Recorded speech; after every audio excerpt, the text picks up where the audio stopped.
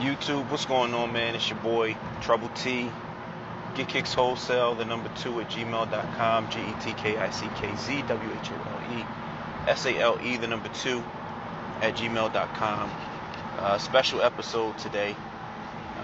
It's kind of hard, hearing the news. Of course, you guys will probably already familiar about Kobe Bryant, his daughter, Gigi, 13-year-old daughter, and some other people who passed in a helicopter crash, man. It's a hard day to kind of get back to the norm after just getting that information Sunday evening. It's super fresh. And I feel like it's only right that I talk about it in a different sense, in a sense of more encouragement, in the sense of being positive. Like I say, again, it's hard, especially for me, having a daughter, man. That's the part that bothered me the most. Not that it didn't bother me overall. Anyone losing their life, is a tragic scenario. But it hit a little harder with me. It hit a little closer to home, excuse me, with me. The fact that people's children were on that helicopter. Not just because people tend to forget, like, just because Kobe was he's a pretty big celebrity, man, a phenomenal, legendary basketball player, but it was other parents on that chopper who lost their kids as well. So it's even, across the board with that, and it's sad. It's absolutely sad. And for those of you that know I'm from Chester, Pennsylvania, maybe like 10 minutes, 15 minutes outside of Philadelphia. And it's a little different with me for Kobe because, we've seen him play in high school. Like, he's from Lower Marion area. Like, we would play them, consistently.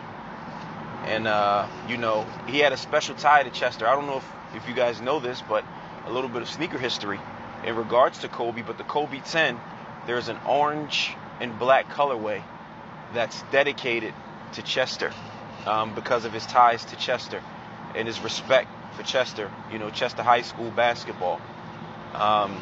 So, yeah, it's a little different, man. Like, Kobe came up where I'm from. You dig what I'm saying? Like, before he even went to the NBA, we had ties to Kobe. So, again, it's a little different for me than it is for a lot of people. And I guess the way to look at this is, what do we gain from this, what is considered an unfortunate experience? What do we gain from it?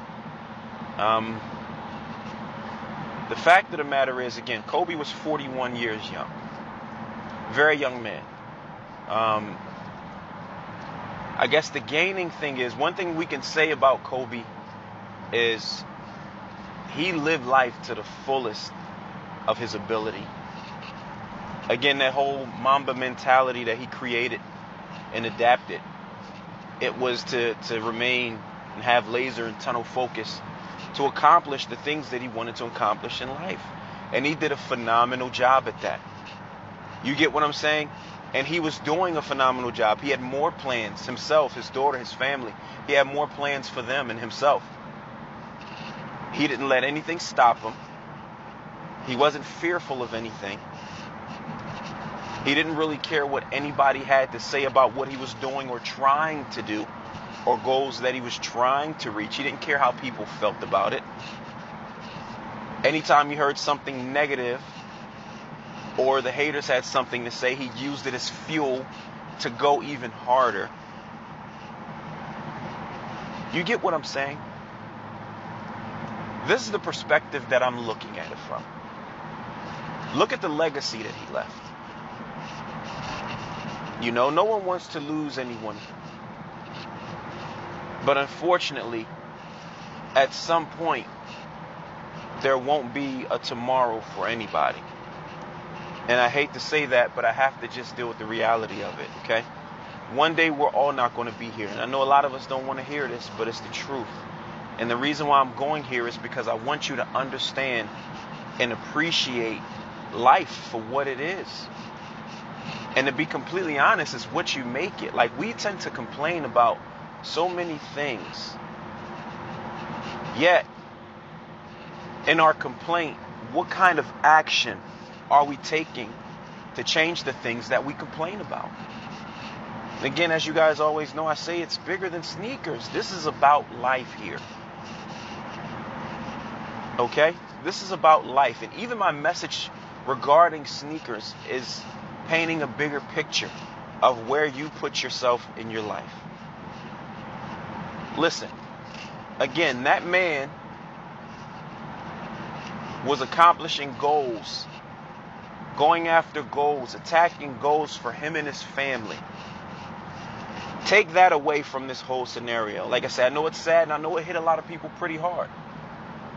Again, that's definitely a tough pill to swallow.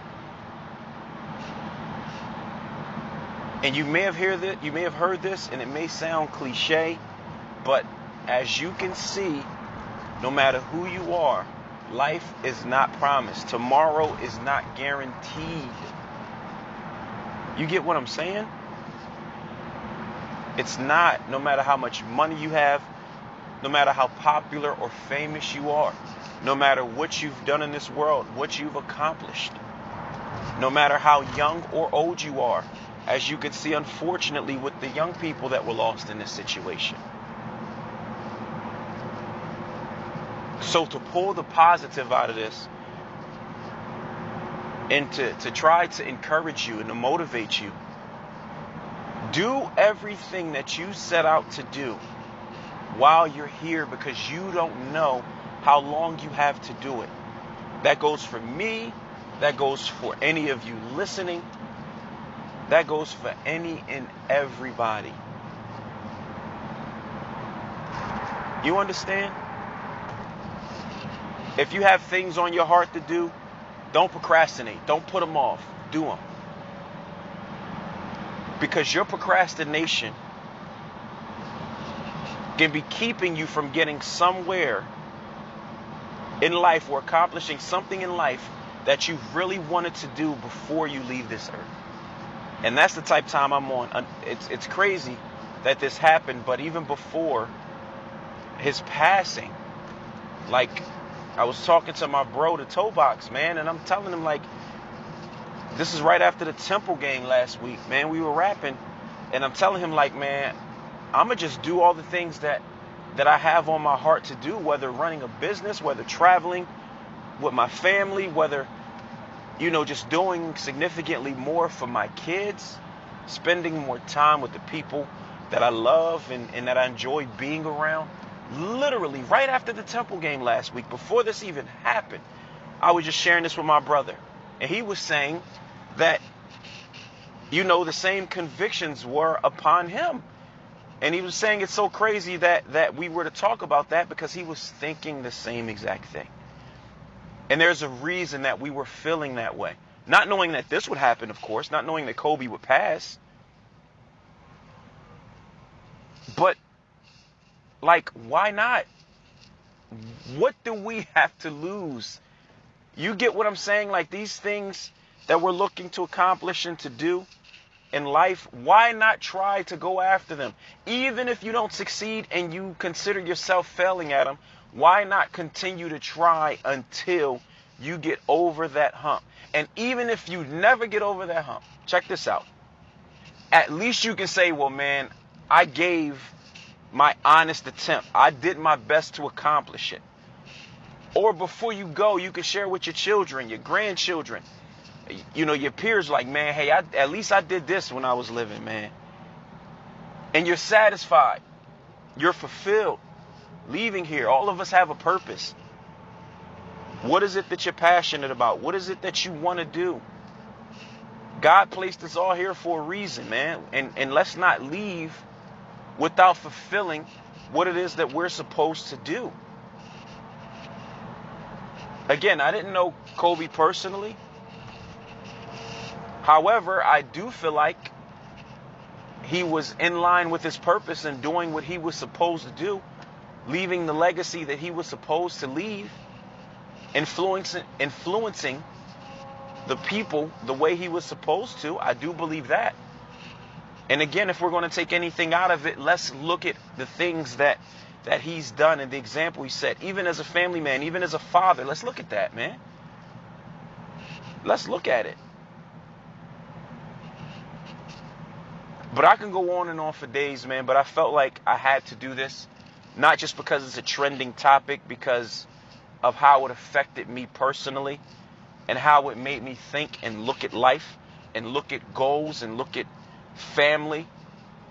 I had to talk about it from that standpoint, right? I could care less about sneakers right now. Heck, in general, I can care less about real versus fake. Whatever, man, let's put that to the back burner. I can care less about feuds or beefs. Certain things just make you reflect on certain things in a different light. Who got time for that, man? Who got time for pulling people down? And like, okay, we'll get back to normal life in a moment. We will. Unfortunately, like I say, this is a part of life, and it can be sad. It can be very sad. But again, let's pull the positive out of this. Let's pull what was done. Let's pull what was left. Let's pull the fact that he left something for other people to build on. How he affected other young players coming up, his peers, man.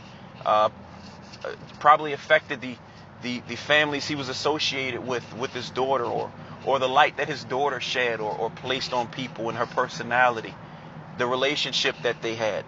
It's a lot of positive that can be grabbed from this. And, I don't look at it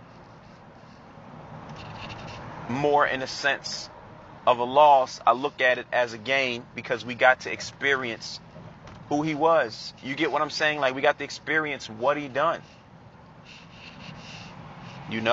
Again, it doesn't feel good. It never does. And it never will. But, that's my 2 cents on it, man. And, hey, y'all have a good day, and hopefully you guys can reflect off of this conversation and podcast. All right? Peace.